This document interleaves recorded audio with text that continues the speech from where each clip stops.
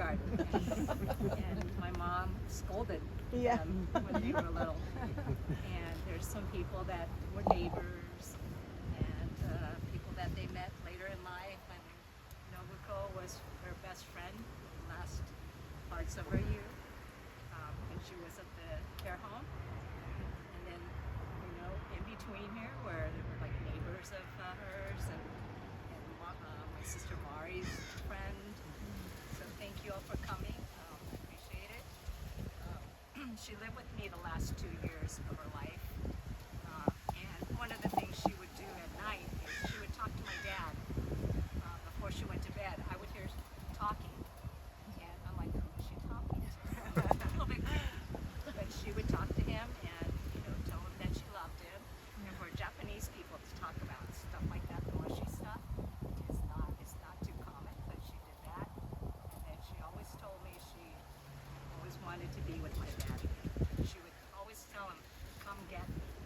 Dad, come get me. So today it's a sad occasion that my mom is gone, but I think it's for her it's a happy occasion because today is a day that she will be reunited with her love of her life. And that's all for me today. So thank you.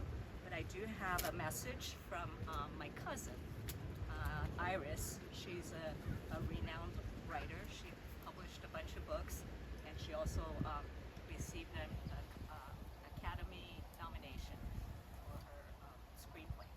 But anyway, her name is Iris Yamashita, and she cannot be here, unfortunately, because she moved to Portugal. But she is a writer, so it's kind of wordy. But my voice is a little bit weird because of the cold air. I live in Hawaii, so it's not used to this chilly air. So I'm going to try my best. Okay, so she says, from the time we were little, and we're talking about Iris, and her sister is over there, Satsuki. The Tayamas were our closest relatives. In fact, it was my father who first introduced Haruo to my mother's sister, so Emiko. So my uncle was the one that introduced them. Both my father and uncle were attending Washington University in St. Louis, Missouri. My father was a Fulbright scholar from Japan, and when he went back to marry my mother, he told my uncle, hey, she has 3 sisters. So Uncle Haruo came to the wedding and met Auntie Emiko. The rest is, they say, history. Since the time we were little, I remember family road trip adventures with 9 of us, 4 adults and 5 kids, packed like sardines into a station wagon, stopping in public parks to eat homemade onigiris that Auntie made. And which I went to UCSD. I remember Auntie was like my surrogate mother who let me do laundry at the house and borrow her iron, and how she recruited me into her koto recitals, even though I really didn't have a talent for it, and ended up only playing the simplest Sakura tune. There was always delicious food at the house, and I still remember those comfort food nights with Auntie's mouth-watering sukiyaki. After my mother died, I never forget how Auntie Emiko came to my wedding and told me she was standing in for my mom. I felt so grateful, and my heart was so full for those words. Over the many years, my family moved so many times: Missouri, Hawaii, Guam, California, and when I became an adult, I inherited the traveling across the Atlantic to Portugal. But I always thought of Uncle and Auntie as constants, people I could always rely on. And the house on Greenbrier Court was like another constant second home. It's difficult to face the idea that in the end everything is transitional, but I would like to think that Uncle and Auntie are with my parents. Iris Yamashita, niece. So that's what I have from her. Andrew? I'm going to introduce Andrew. He is the love of my mother's life. I always said she loved him more than her kids. And I have a picture of her proving that at the end. They were holding hands like lovers. Anyways, this is Andrew. Nice to meet you guys.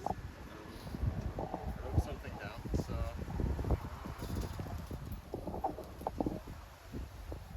I'm the grandson of Emiko and Haruo Tayama. I wanted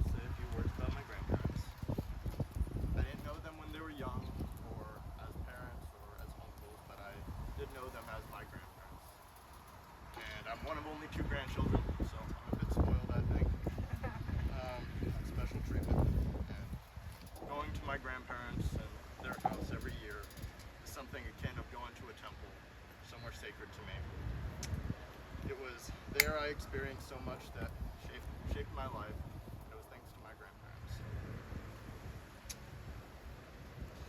My grandmother, Emiko, would brighten my day with her contagious smile and her kindness.